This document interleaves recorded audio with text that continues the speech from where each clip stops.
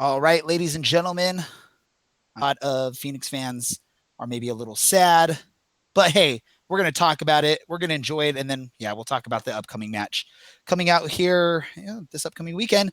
This is the Orange and Black SoccerCast.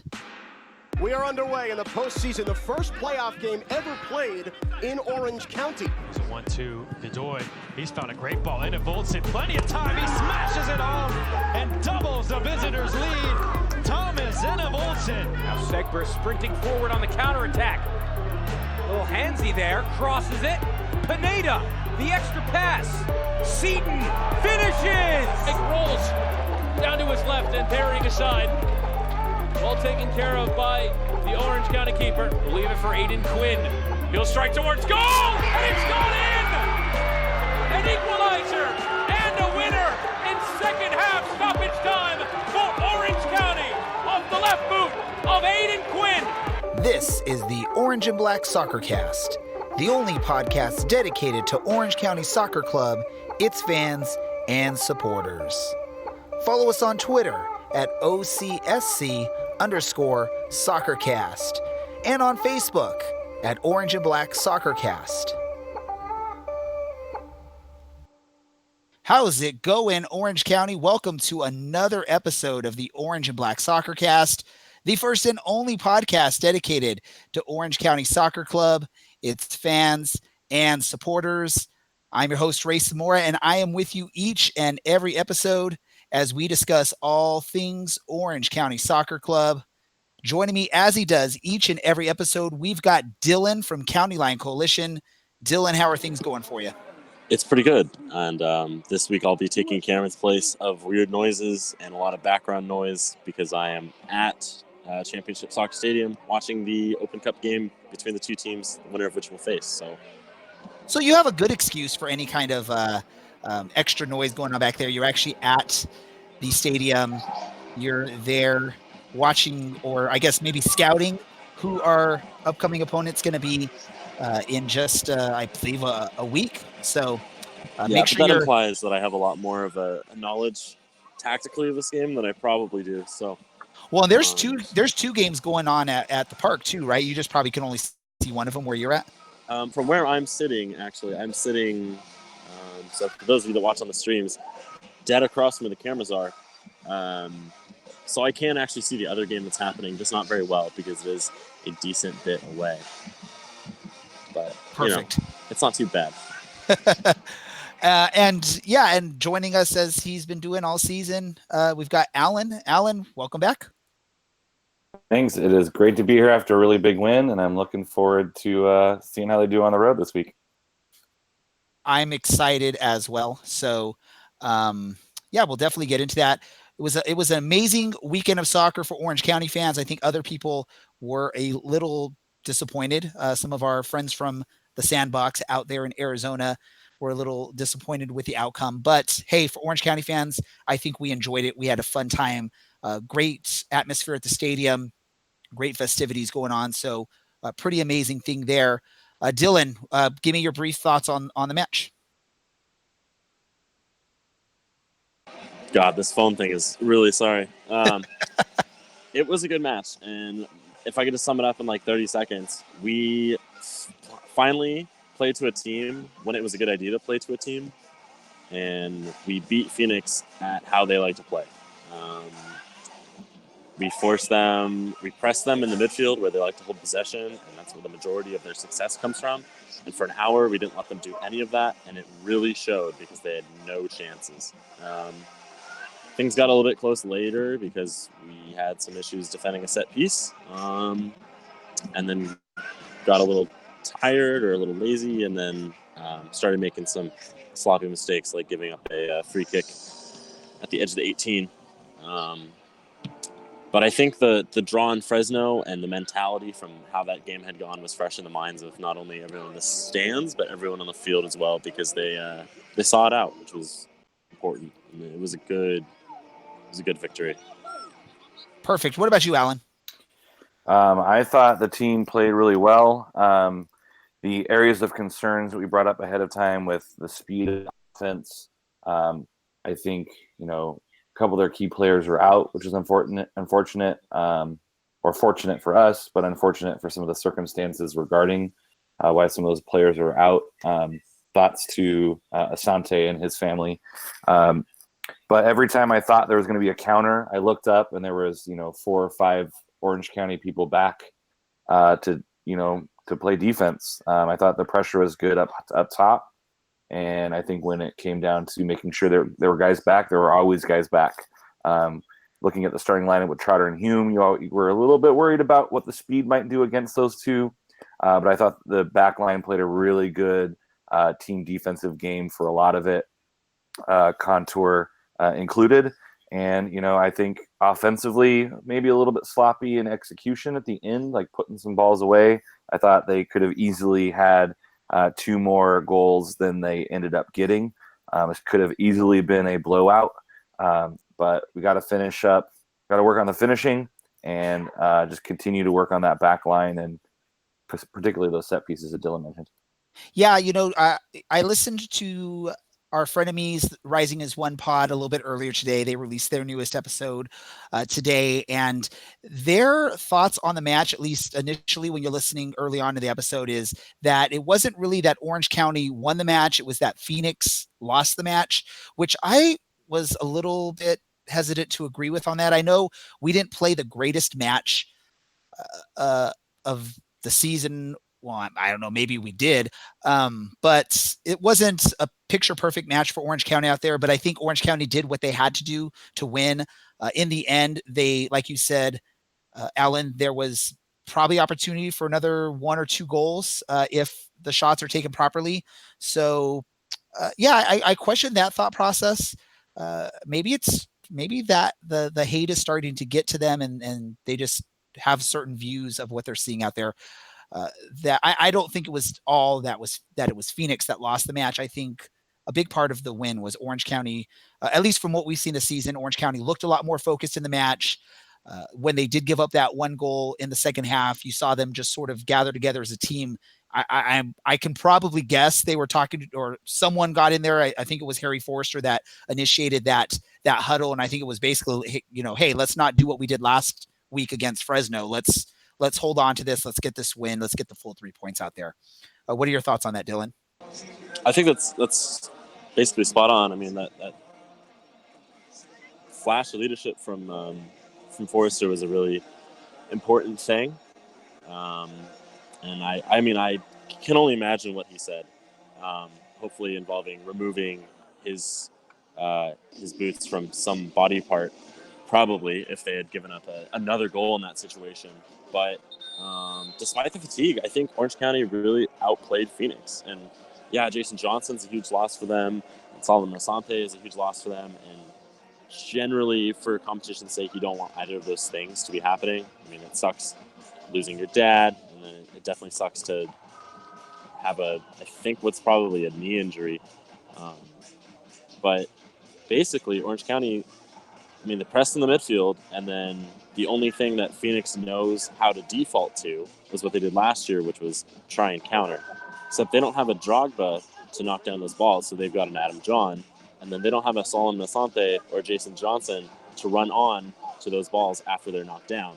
So it becomes hoof it to Adam John and hope for the best, this sort of Big Sam Allardyce garbage. And they amazingly, Phoenix looks like less of a team than we do. And that's impressive because they seemed pretty confident of how their starting 11 is going to be. And I think Rick Schantz the last couple of weeks has kind of stopped changing things around. So it was a good victory, and it's always nice when you get a victory because you've outplayed a team as much as it is because you're a better than team. And salty Phoenix tears just taste so much better. Oh, yes, they do. Yes, they do. Let's talk really quick before we get more into this match. I'm going to start with you, Alan. Let's discuss these new third kits that Orange County debuted in the match against Phoenix. I think even the broadcasters were a little confused with the color scheme there. I think if you watch the ESPN Plus feed, they mentioned that it was Phoenix in their, I don't remember the exact wording, but typical red tops or whatever, when in fact it was Orange County that was wearing that reddish color on the pitch. Alan, let me ask you, what are your thoughts on those third kits? Do you give it 2 thumbs up, 2 thumbs down, or somewhere in between? I would probably put this probably maybe top 5 kits from this year. I mean, we talked at the match. I love colored jerseys. I don't like the. They prefer the term jerseys of color, Alan. Right. To ask you to stop being so bigoted, unless they're South African. Fair. That's a fair. Someone critique. blew the whistle on you, Alan. There. It's a foul. It's a yellow card, I think. No, it's not the official from this past Saturday, so don't worry about that. Okay, go. Sorry. I'm not a huge fan of all white kits. I know that's like non-traditional. We have color TVs, so I like seeing teams engage with their color scheme to create some good looks. I mean, Forward Madison is probably my favorite from the year just because it's funky and cool. But I've always been wondering why Orange County doesn't hit that orange a little bit harder. It's kind of a unique color in sports, in soccer. Usually get the blacks and the whites and the reds and the blues. That's why I like Louisville's color scheme too. That purple is kind of just a unique. When you see them, you know who it is.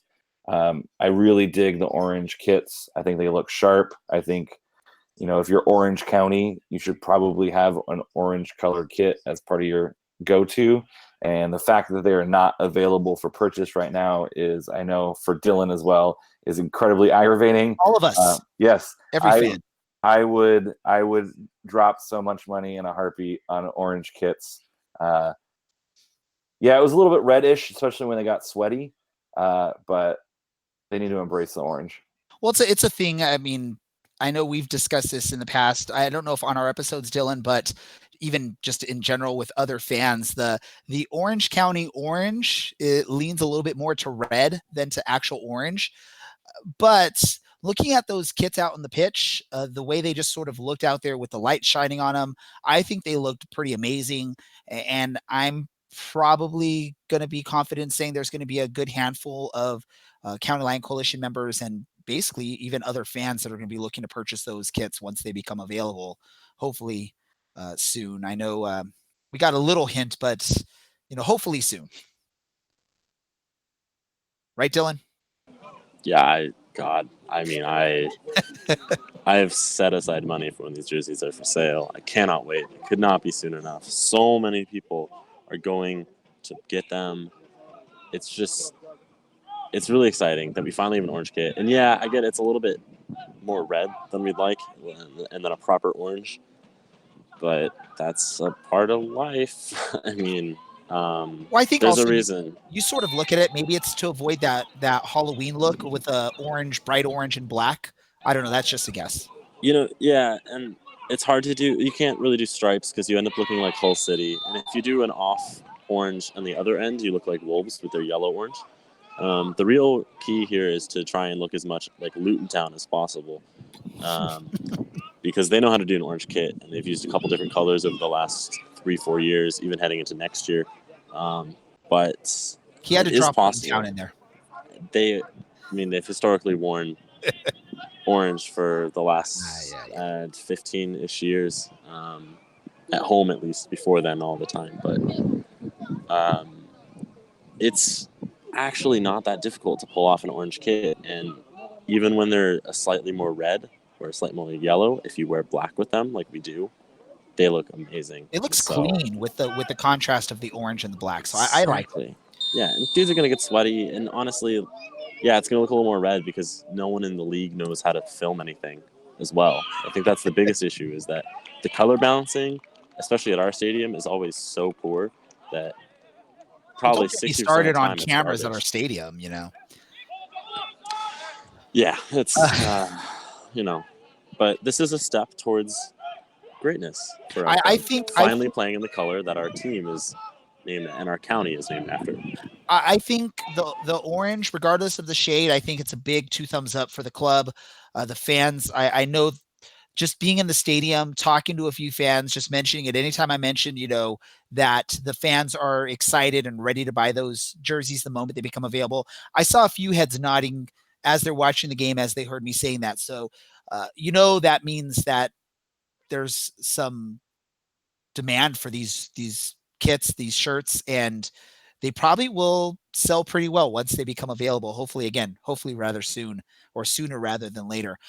Let's get back into the actual action on the field, because there were some good goals out there. There was a good penalty, which I think anytime Aiden Quinn takes a penalty, it's almost certain to go in. And then there was also a pretty neat goal from Michael Seaton in this match. Right after he came into the match, he was like, sitting on the ground basically, and just sort of kicks the ball in with the bottom of his foot. Alan, what were your thoughts on the Michael Seaton goal? Let's start with that one, because I think that was the more fun goal to watch. I was happened to be joining the County Line Coalition over on the opposite side of the stadium for that goal, and got my first proper smoke bomb after a goal, so it was pretty exciting. Anytime you can score while you are at this gorgeous stadium that opened a year ago. A pretty fun goal to score.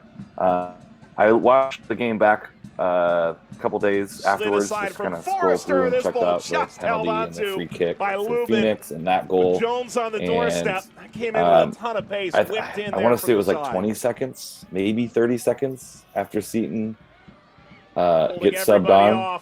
He's putting the ball in the back of the net after he kind of sets that whole play up from the beginning. I think it was like a kick in over the top. He kind of heads it down. The ball manages to find its way forward into the box, and he just happens to be like, he could have been on a beach chair, like kicking it with like with a michelada or he scored it.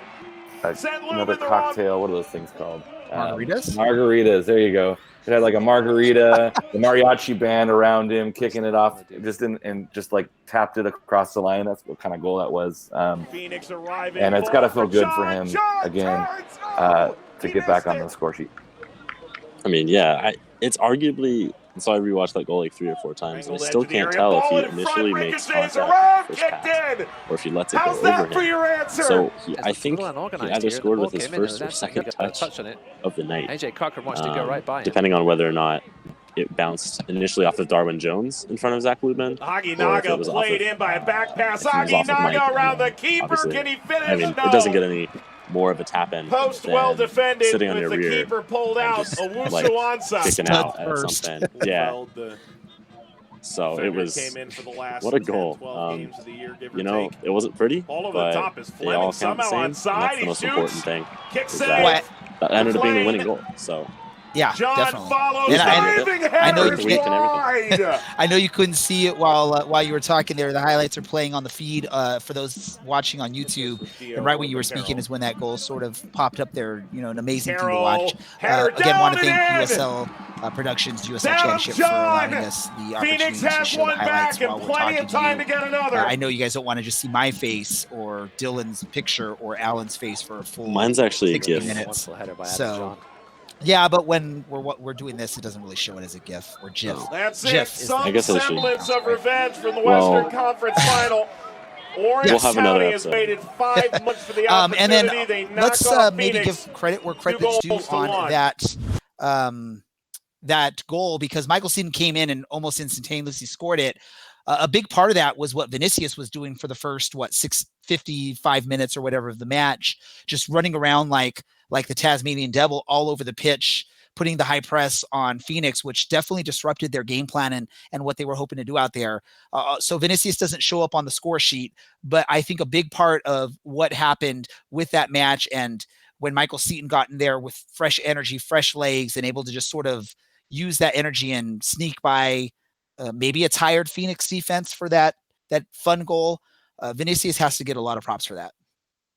Yeah, when we talked to Braden Cloutier at the end of the match, he basically said our game plan was to put on Vinicius and tire him out, because they knew that would tire out Greg Cochran and Amadou Dia of the two Phoenix center backs, and that would be enough for Mike to do a lot of damage when he got subbed on. So that happened. That plan obviously worked out, and it was pretty funny to watch happen. Generally, you don't expect a guy, especially at this level, to score so quickly but first few touches or maybe even just his first touch, and that was enough. Perfect. And let's also not forget the penalty, which was craftedly. Handily One, works, I think. It I wasn't guess, yeah. particularly. It wasn't clever or anything. Well, no, but Harry Forster sort of did the right thing there and drew that contact. He could have easily avoided it, but he did the smart thing as a player when you don't have like a super clean shot. Just let that defender sort of bump you off position when you're in the penalty box about to take a shot, which definitely drew that penalty. And again, I said it, and Orange County fans know this, and I think fans across the USL know this.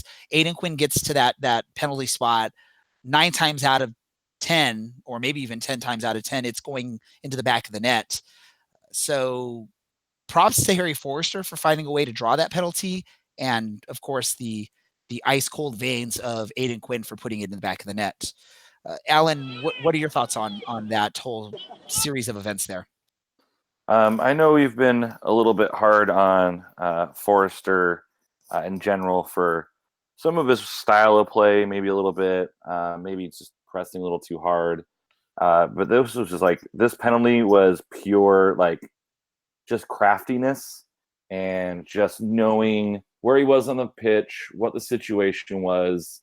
The defender was being a little bit aggressive, and he just slows up ever so slightly to get that contact in the box. I mean, it's a clear pen, but it's just one of those like really smart plays that like a KG veteran does to make sure that you get that first goal in, which was, I think, really big to the confidence of Orange County. I think it also, getting that first goal against Phoenix is always, going to be a big starting point. You start up ahead, it gives you a little bit of a buffer against that counterattack. But I thought it was a really cagey veteran move to slow up just enough to get that contact, to get that penalty. And then again, Aiden Quinn, I mean, I used to be nervous when he stepped up to the spot, but this season you have that belief that it's going in, and if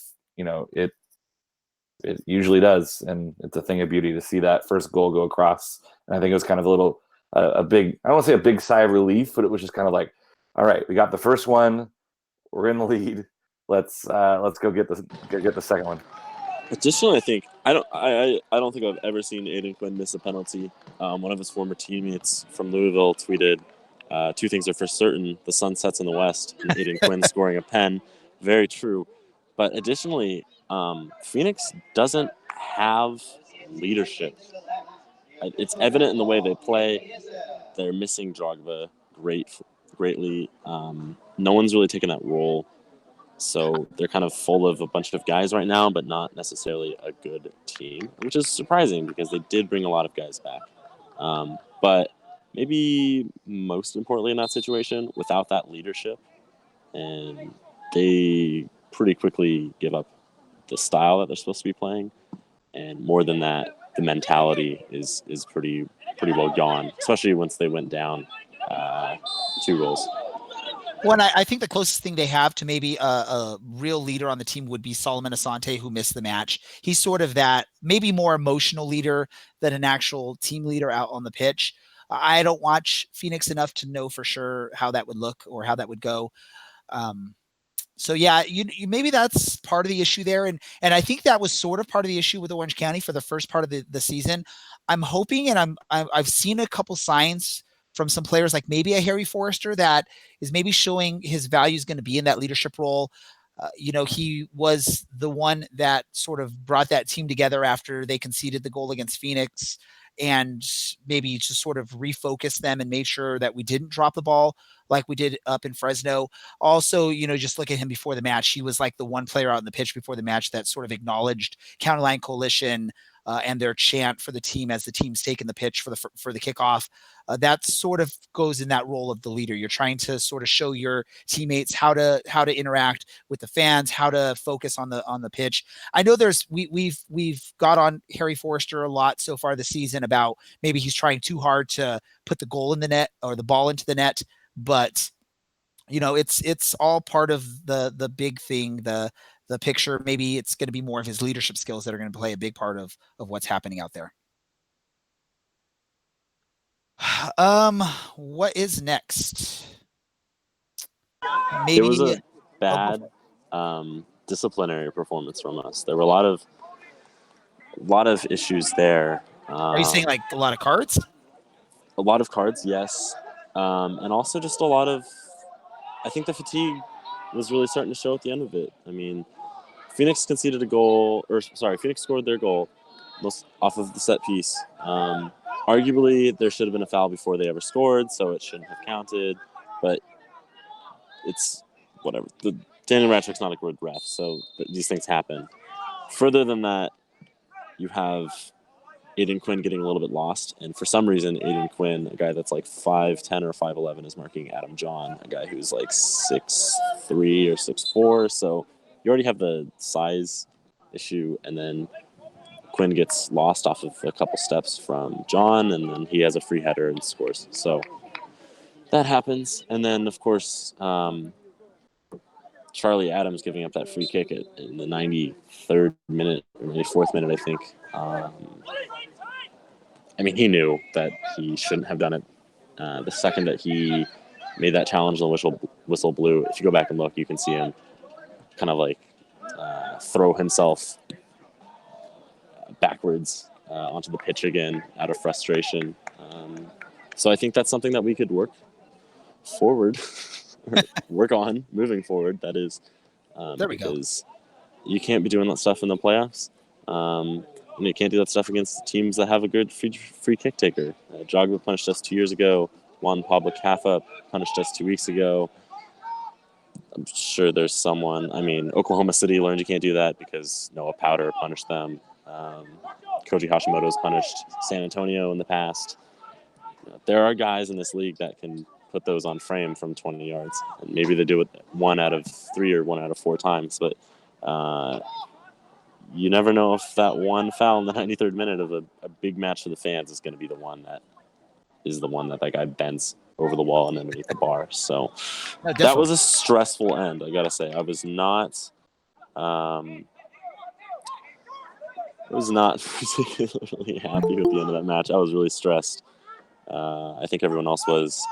I was standing behind Oliver, our GM, and our lovely friend who does the press for the club tried to ask him a question, and Oliver just like waved him off. So yeah, I think it's stressful for everyone, not just the guys on the pitch.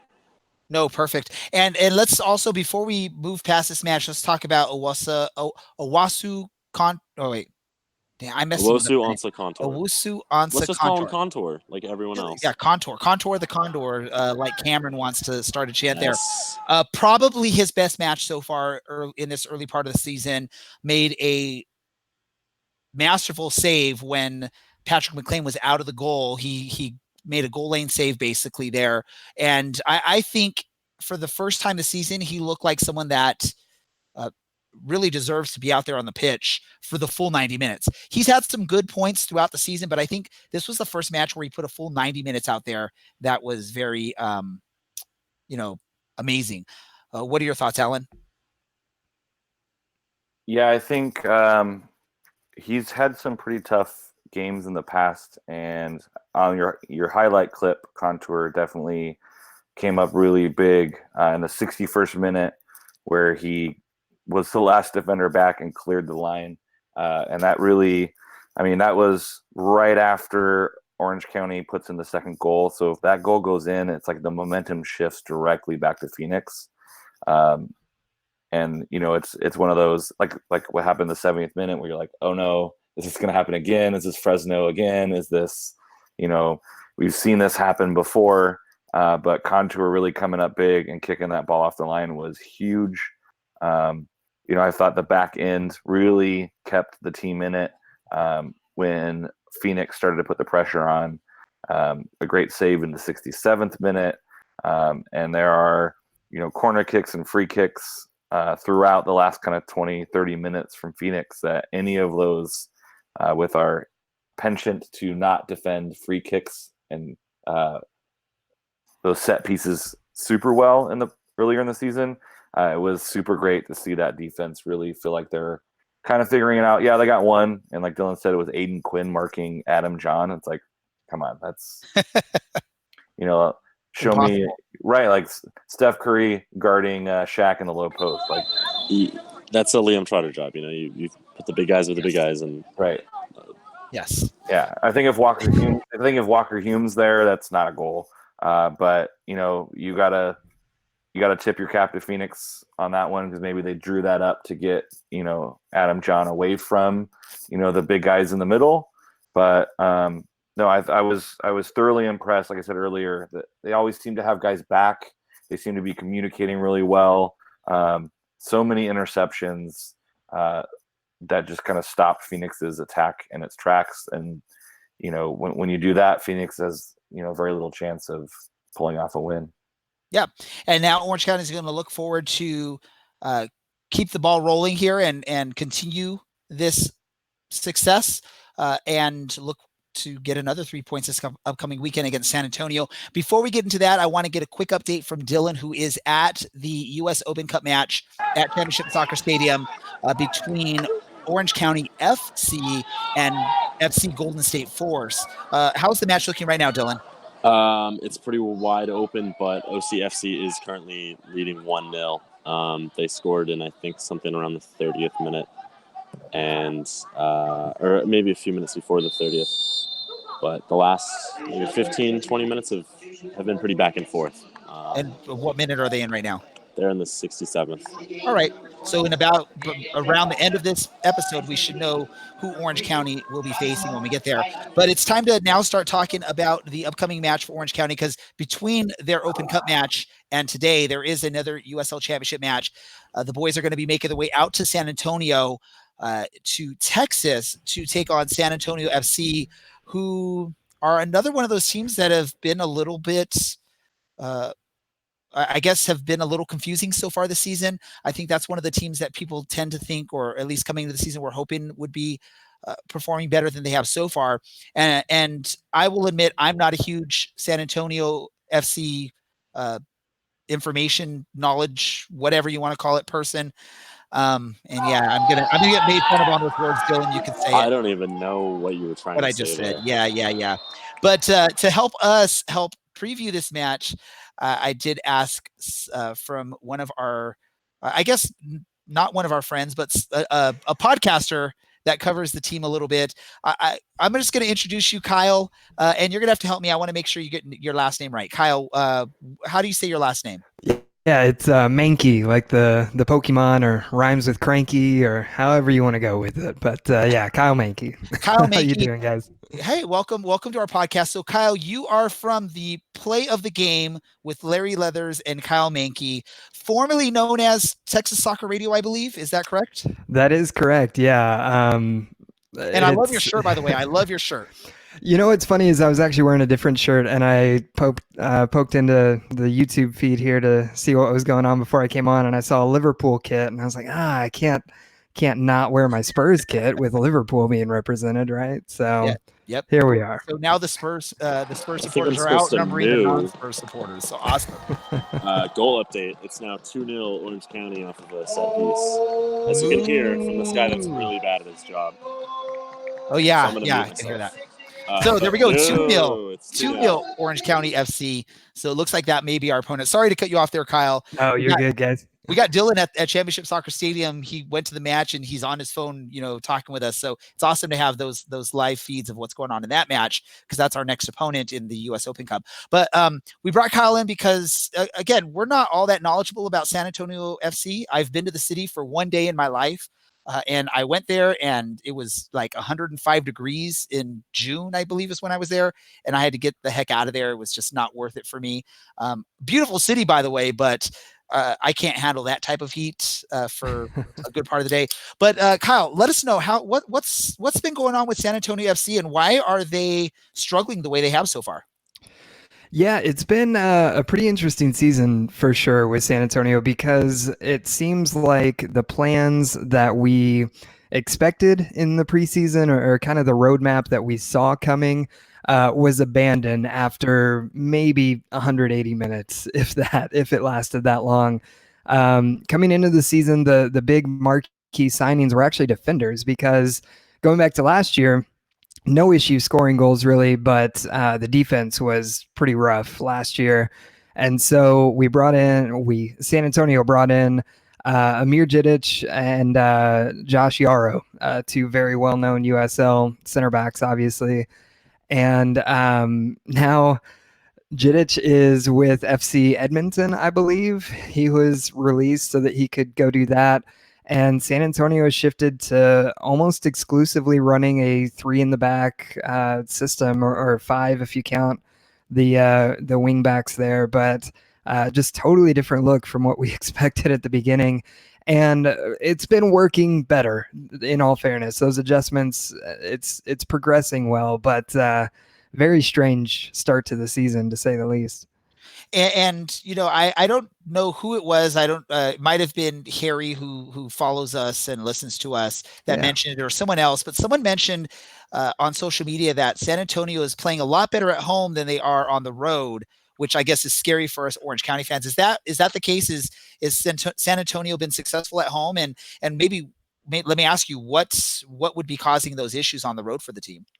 Yeah, it's not even close. San Antonio is 0-4-0 on the road this year, with the latest being a 0-3 whooping in New Mexico last week. And I can talk about that more in depth in a second. But as far as the difference between at home and on the road, it's really mind-boggling, because you have a lot of experienced players on this team. It's not a bunch of 17, 18-year-olds. It's guys who you would expect to be able to get it done no matter where they're at. And it's not happening. Toyota Field is a very friendly stadium for the home team. We've heard from players who have played on other teams that it's one of the most difficult places to play in USL, because fans are so close. We actually had a couple supporters go over the rails on accident on a dollar beer night, but it's a very friendly. Let me ask you, is that on those corner kick areas? Yeah, exactly. Yeah. I mean, we're talking like you could reach out and tap a player on the shoulder. They're so close in some of those corners. So I don't know if that's part of it, or if the travel routine messes it up. I honestly wish that I knew. I'm sure they wish they knew so they could fix it. But I'll give them a pass on New Mexico, because they're kind of the surprise team of the season, I think, being top of the West right now. But the rest of the road matches dating back to the beginning of 2018, our friend over with Sacramento, USL Pony, mentioned that San Antonio is the second worst team on the road dating back to the beginning of the 2018 season. So it's not a new problem, unfortunately. Dylan or Alan, I don't know if you have a question for our guest Kyle here. I mean, I watched a lot of the San Antonio New Mexico game, and I think, to be fair to San Antonio, I think the scoreline was a little bit unfriendly to the way San Antonio played. I mean, looking at the standings, like you look at their last 5 games, 3 wins and 2 losses. One of those is against Tacoma, and we did talk a little smack, like, really, you can't beat them 4-0 like the rest of us. You can only score 3. Felt some mercy, But I think San Antonio is going through a lot of the same things that Orange County is right now, with the good at home and kind of problematic on the road. All 3 Orange County wins were the last 3 home games. So I definitely feel your pain, Kyle, as far as like what team is going to show up. And we've been talking about Jekyll and Hyde all season. I think you can say the same thing about San Antonio. What do you think is going to be the difference maker for San Antonio against Orange County? I mean, it's kind of a cliche, but you have to score goals to win, right? And so in the past, that's been a little inconsistent. I think with this squad that they've been putting out lately, it's relying heavily on 2 loanees, actually. Moises Hernandez from FC Dallas and Bradford Jameson from LA Galaxy. And Jameson has been a season changer, along with Brian Gomez, who was a late addition to the roster. So if they can stay hot, then these defensive deficiencies may be kind of offset a little bit. But I think playing at home is going to be good. I think playing, if they can forget what happened in New Mexico, I'm not too worried. My issue with New Mexico, I know you said the scoreline seemed unfair. It was kind of mentioned in the commentary too that after the second New Mexico goal went in, it was a lot of players with their heads down, a lot of kind of defeated posture, it seemed like. And that's terrifying in May if you're San Antonio. You absolutely don't want to see that. And they subbed a couple guys on that are hungry for minutes that expected to be starters, and they played well. But mentality, if that becomes an issue, then there's obviously deeper problems at the roots there. I don't know if Dylan out at the stadium has anything for you. Yeah. How I think Lance Lang, right? Yeah. How has he been? I know he was a big, supposed to be a big pickup at least. And a lot of people speak really highly of him, especially at this level. I mean, how has he fit into an extremely underperforming team so far? Yeah, I had the media vote at the end of last year for the USL Player of the Year and all that stuff, Team of the Year. And last season, he was only with the club for, I believe, 9 or 10 matches. And in that time, he was the best player on the team, and it wasn't even close. This year, we expected Billy Forbes came back, which even though he didn't do much in Phoenix, he's huge in San Antonio and always has done well in San Antonio. So you kind of expected the top defenders or the top attacking three to be Lance Lang and Billy Forbes, and then a center forward. And both of those guys have been riding the bench for the last couple of weeks.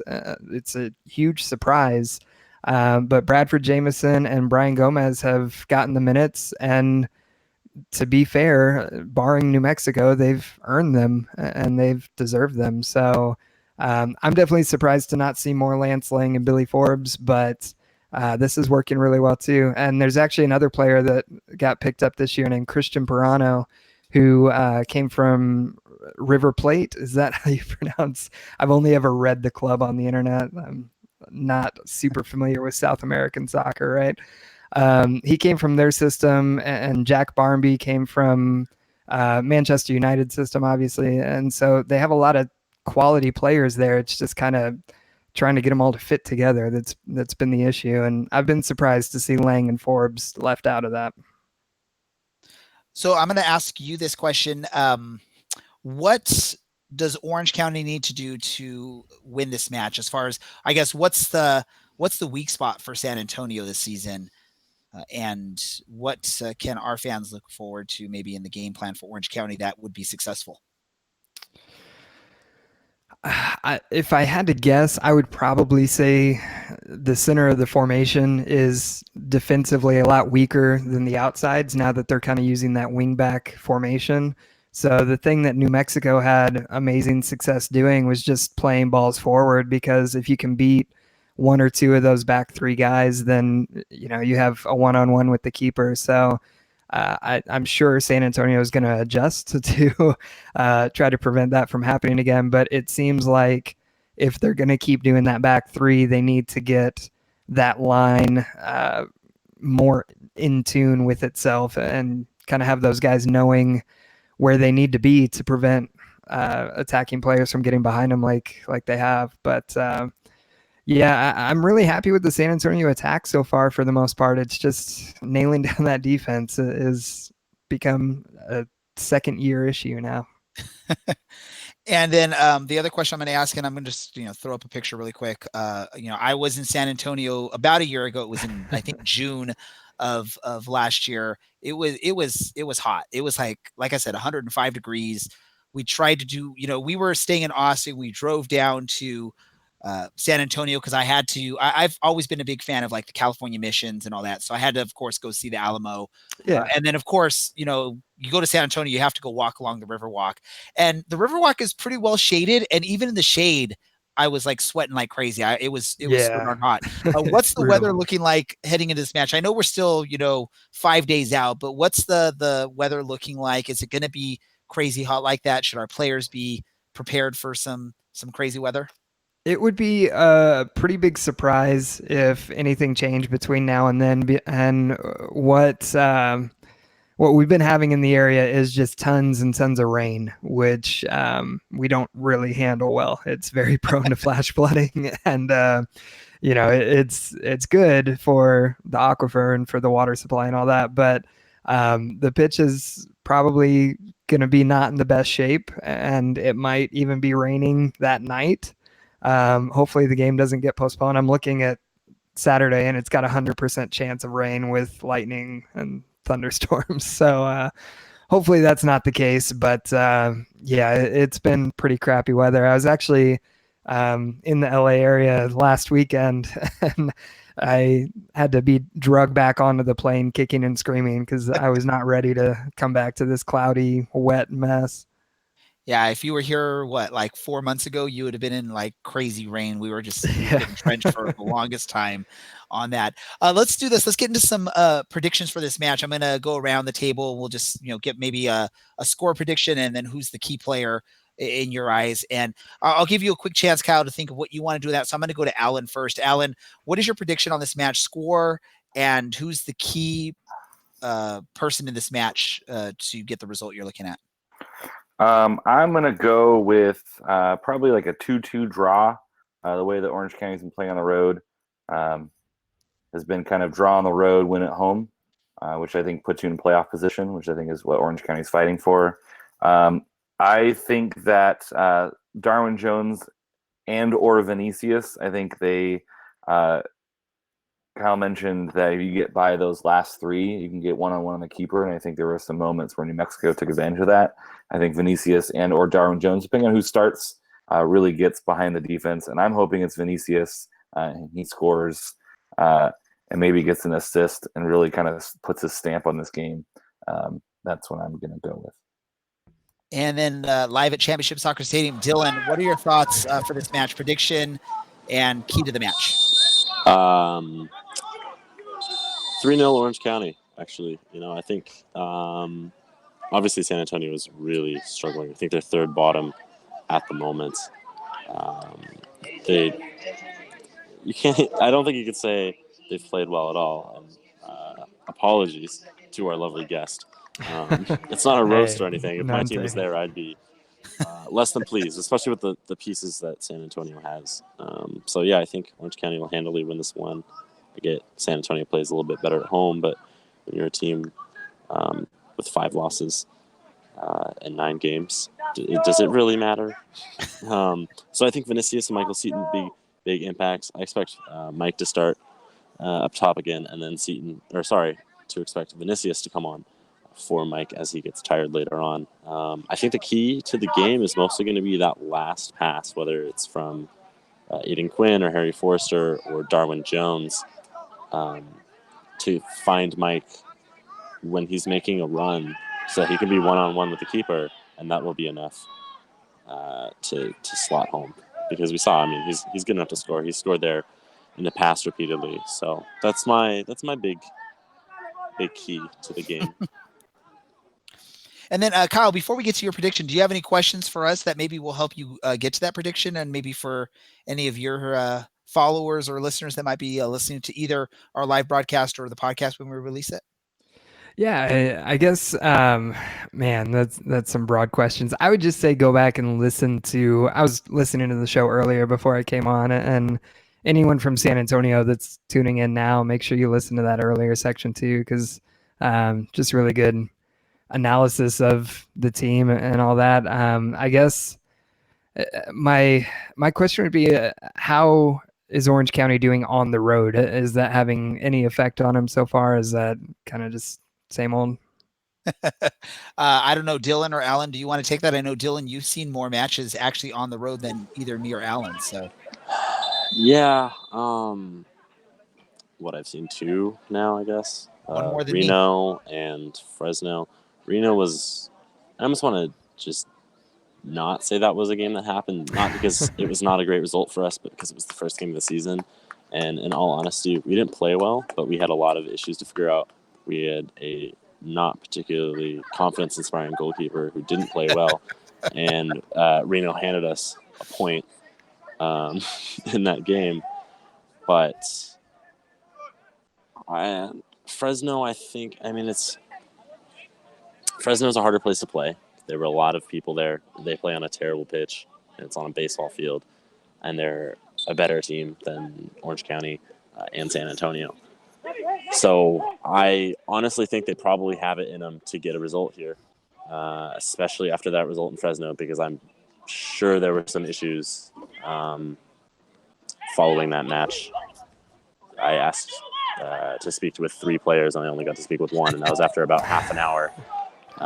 And he was Had those nights. pretty quiet and reserved mood. So let's just say there was not any kind of energy I felt in those words that I'm like, okay, let's put this in our podcast. It was one of those things where I'm like, okay, let's just take the gist of this. Let's talk about it, but I'm not going to actually play the actual interview. So yeah, it was, yeah, I wasn't the most disappointed person in that interview, which says a lot. So yeah, I think because of how things have gone, and beating Phoenix is going to give the team a lot of confidence. If they play the game that they're supposed to play, I mean, no disrespect, but San Antonio is not going to have a good game. Well, yeah, I'm just looking at our results this year on the road. You know, a draw in Reno, a loss to El Paso, a loss to Oklahoma City, and a draw in Fresno. So our road form has not been amazing, but we've sort of been doing better recently. I know the loss in Oklahoma City was not the best. The that was highlight. A pretty unlucky one, I think.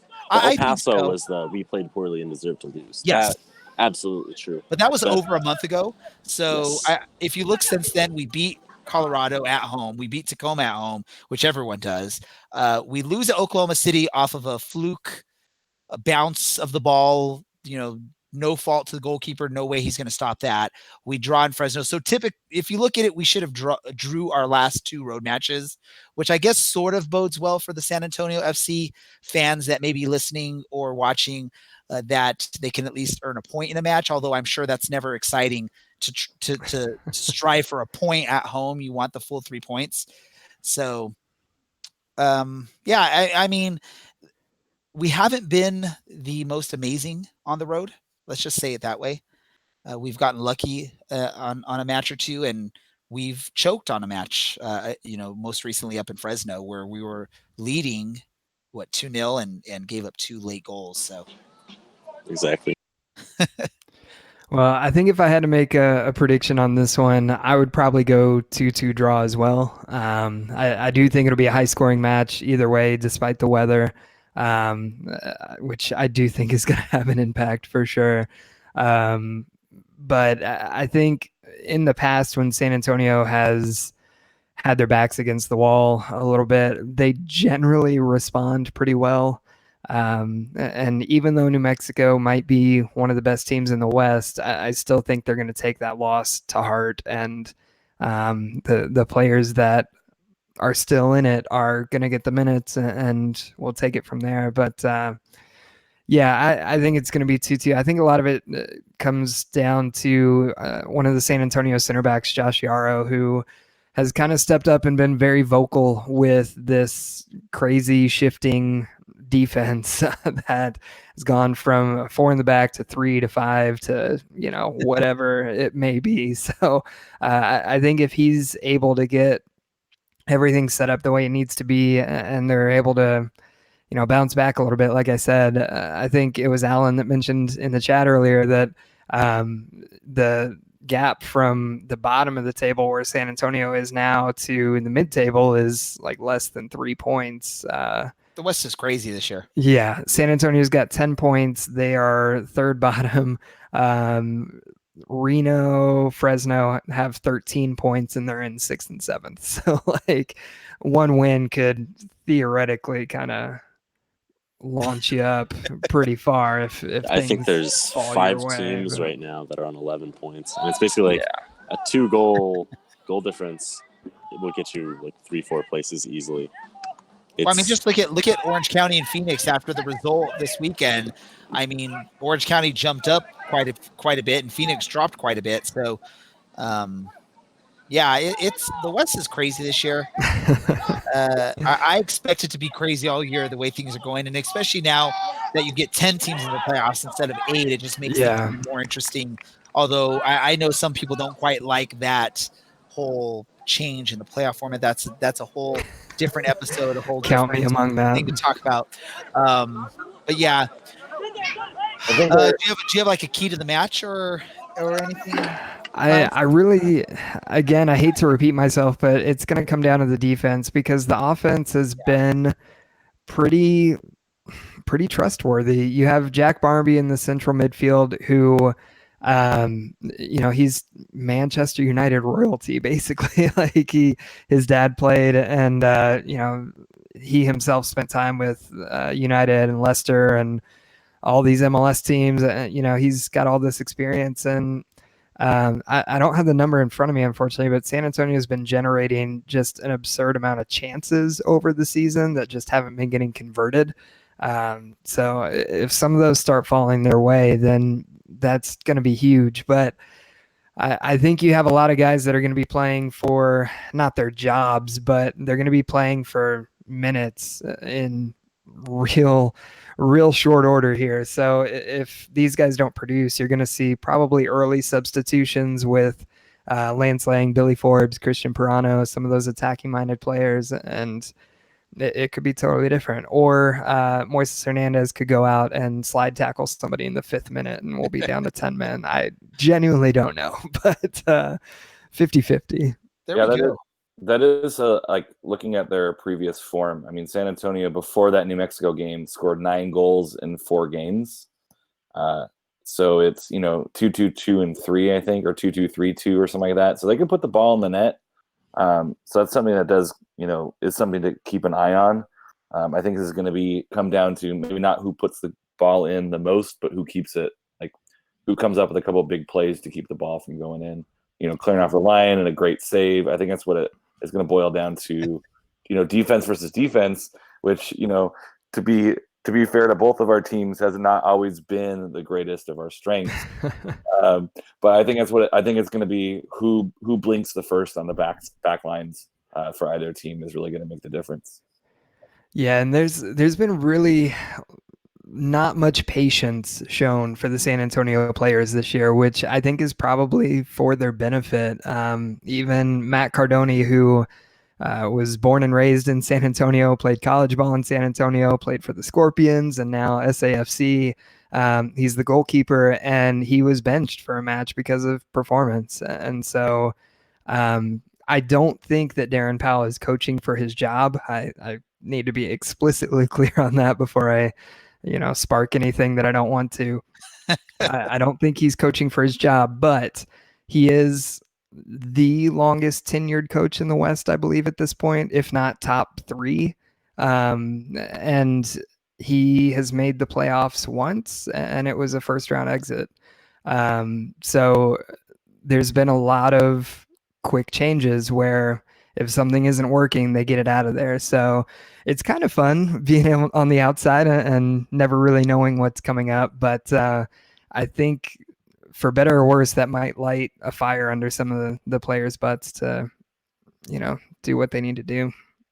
And it's probably hard for being a coach in San Antonio when you have the San Antonio Spurs who have just made the playoffs, like 30 straight years or whatever Greg Popovich has been able to do since, you're going back to like David Robinson days, which I feel like it's been 20 years since that guy has been on the basketball court. So when you're in the shadow of that and you're trying to attract the fans, in San Antonio that are used to, when you're looking at pro sports, having some success out maybe on a basketball court. This is soccer. I know it's different sports, but it's probably hard when you struggle a little bit there and you're not making the playoffs every single year to be able to, I guess, make an argument for keeping your job. So my prediction on this, and I'm just throwing this out here because it worked last week. I'm going to say the prediction 5-0 San Antonio. Last week, I just sort of threw that out there for Phoenix because I've been wrong I think almost every match this season. So I figured let's keep the streak and let's just keep being wrong. Hopefully that works out again. If not, then I will throw that away, and my superstitions will have to change, and I'll have to do something different. Key player, someone on San Antonio. Let's just say that. I don't know. Let's do this. I don't know if Kyle, you have a few more minutes you can hang out with us. We typically like to end each of our episodes with just sort of a random thought. It could be soccer related. It could be non-related. If you want to hang out for a few more minutes and participate in this, you can. If not, I'll give you the opportunity right now to say your goodbyes, plug your podcast or whatever you want to plug, social media, and be on your way. What do you want to do? I would love to hang out, but I actually have to bail. But I do want to have you guys on our show at some point. We can organize that off air. But our show, in case you missed it, is Play the Game with Larry Leathers and Kyle Mankey. You can follow us on Twitter at GPOD, at PogPod. You can find me on Twitter at Kyle_Mankey. And my podcast partner, Larry Leathers, is at Larry Leathers 87. So yeah, it's fun. Make sure you check them out. Listen to what they have to say. Really quick before you go, Kyle, I just have to throw this up here. In Texas, I know you can't see what's on the screen on the YouTube chat, but I was in Austin. There's this cool place where you can just go and tag on the walls in Austin. I don't know if it's still where it is, but I went there and I wore my Tottenham jersey and I tagged COYS. Come on, you Spurs. Got to throw it out there because there's a big match tomorrow. Can you just give me a quick prediction? What is your prediction for tomorrow's match against Ajax? 18-0 Spurs, definitely. I'll take that score. I'll take that score any day, and then set up that Liverpool Spurs Championship League final in, I believe Madrid is where the final is. That would be awesome to see something like that. I'm hoping for it. I've followed Spurs long enough to know that that's not how it's going to work out, and so you're expecting a Spursy performance tomorrow. And I'm just hoping that they don't blow the goal differential in league play too, and end up in fifth through some wacky Benny Hill theme song shenanigans. But it's like a 4-goal lead or something right now, or something like that. Yeah. It's even more than that. I don't know off the top of my head, but yeah, and it would be Arsenal that would ruin it. So, good luck to Spurs tomorrow. Good luck to Orange County over the weekend. Sorry to say that, Kyle. Again, I want to thank you for joining us and taking some time. I know it's a little bit later out where you are, so we appreciate that. And best of luck to your season, except for this weekend against Orange County.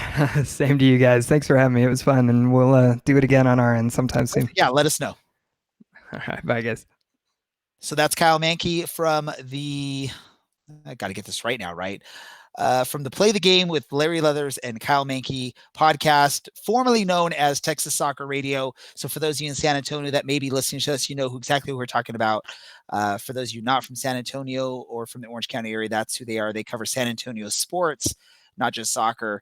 So pretty amazing to get a chance to talk with them and get sort of a firsthand look at what our opponent's going to look like. Let's get to the wrap of this. Let's wrap things up because we've already gone quite a bit. It was just a wonderful, fun time. I didn't realize how long we're going. So, Alan, do you have a random thought for the evening? I have two, one sad, one happy.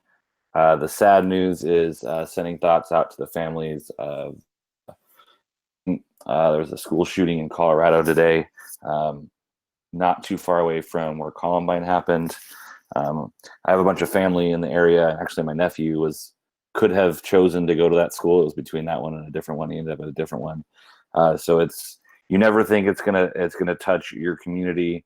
But I gotta shout out, and I shouldn't say shout out. That's not the right word, but send thoughts to the Denver community and Colorado community.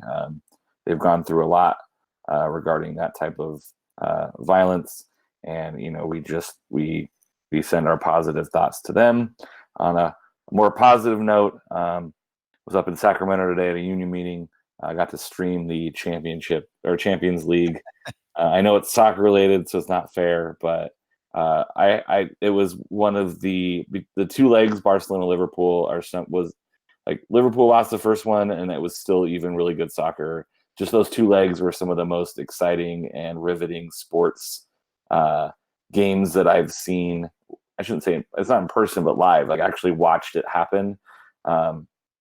Just phenomenal. It was so exciting, and that fourth goal on a cheeky corner just tells you, you got to play 90, and you never know what's going to happen, and you just got to keep playing till the last whistle blows, and you never know, you might beat one of the best teams in the world. Yeah, me and you were talking before we went live about this. I have a bet against a coworker, and the bet was basically if Barcelona wins the Champions League, I would buy him like a nice steak lunch or dinner or whatever. The opposite, if Tottenham wins, then he can. And this was he agreed to this. He would no longer watch Barcelona and support them for the rest of his life. So I was sort of excited to see the results, although sort of sad too, because I mean, man, I'm almost empowered to take away. Well, no, I'm not empowered, but Tottenham's almost empowered to take away his fandom of soccer, at least for the team he follows. But hey, he agreed to it, and I think going into today, I was joking with him. Yeah, it was 1-0 at halftime, and I just sort of said, "Hey, it was 3-0 or something like that," and I was talking about a random other soccer match, and he's like, "No, it's 1-0," and yeah, it ended up being 4-0 on the match. So, props to Liverpool. That was just an amazing comeback, and again, the never say never type attitude out there when you have to think there's no chance whatsoever. Dylan, what about you? Random thought for tonight. All right, score update full time. OCFC 2, Golden State Force 0. So we will play OCFC here next Wednesday. Really quick before you get to your final thought, then Dylan, Yeah. is there like an official derby name for this match between OC clubs?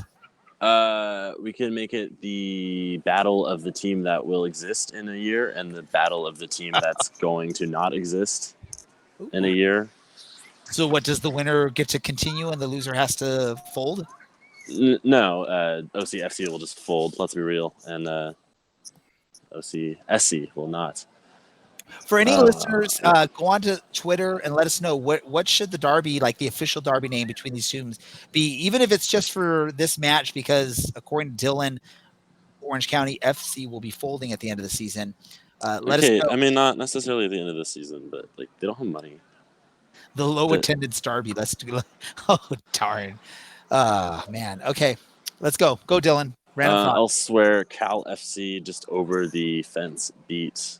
The last time I checked, Portland Millhouse, whatever it is, Millhouse. Everything is really not Millhouse. No, it's Millhouse Portland. Okay, but nothing is coming up Millhouse. I think they lost 5-1 with former Orange County players Solomon Wabias and Oscar Sorto featuring in that match and playing well. So yeah, that's a thing. Elsewhere, my literature recommendation for this week is an essay by Ralph Waldo Emerson entitled Self-Reliance. It's a bit of a longer read, not even close to the longest that I've recommended, but it's a very good one.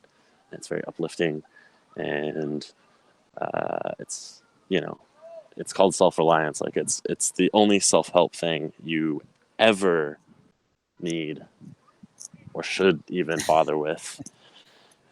You do know that one of our listeners, Harry's, going to be disappointed that you're not actually reading poetry on. It's like a good 5 or 6, 8.5 by 11 pages.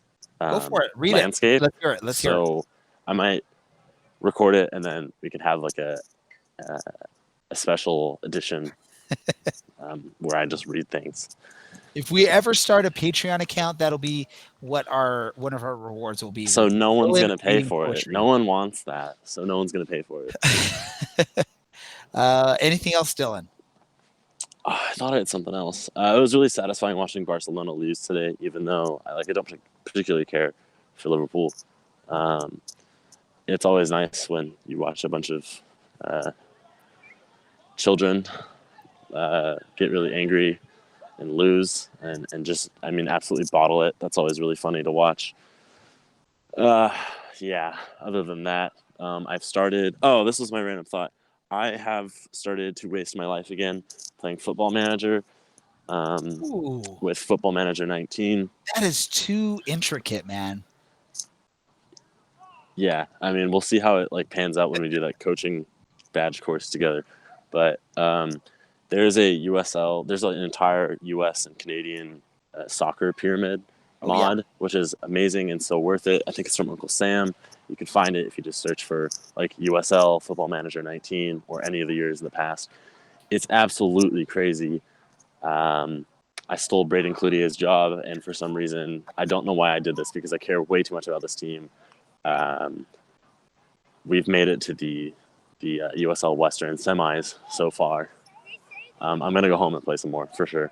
But my recommendation is if you, for some reason, hate yourself or your job and you feel like wasting all of your time and start playing this game, do not pick Orange County to play for because you will be like super emotional when like a player you like a lot wants a new contract, but the club doesn't have like, you're oh man, like So you're resigning Aiden Quinn or what?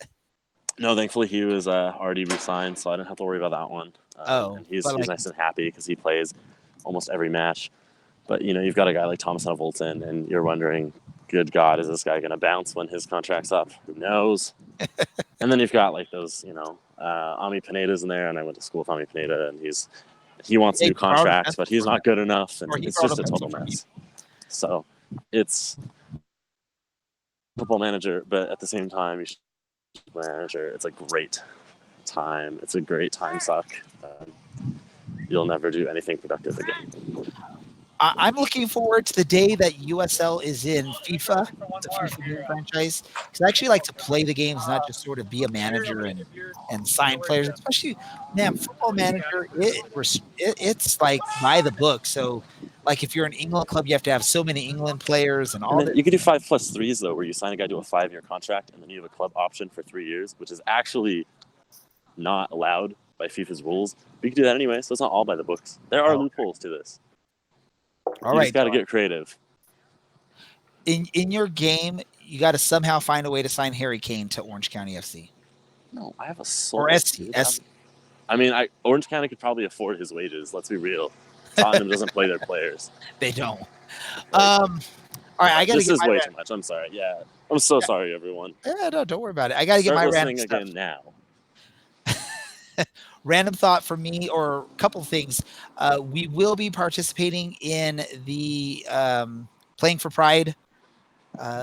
We're going to come up with a game plan. I'm going to work with these gentlemen, Alan and Dylan. We're going to come up with a game plan, maybe potentially for the podcast to donate and also maybe individual donations. Me and Alan discussed it briefly. We have to talk to you, Dylan, and let you know what's up with that. Big match tomorrow for me and for the millions of Tottenham Hotspur fans out there in the world.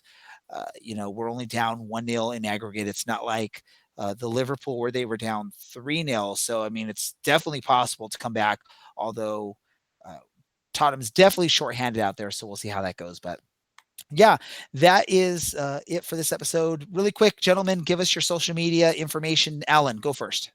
A Underwood 48. I do have to apologize for all of the Liverpool retweets. It's going to be Liverpool for like another couple days, and then I'll calm down. But so he'll be sad in the Champions League final when Tottenham win and Liverpool lose as well. So, Tottenham won't be there. They're gonna bottle it. Dylan, what about you? You can find me on Twitter at OCSE_Dylan. I think the Luton tweets are mostly done for the moment, barring any transfer news in the coming months.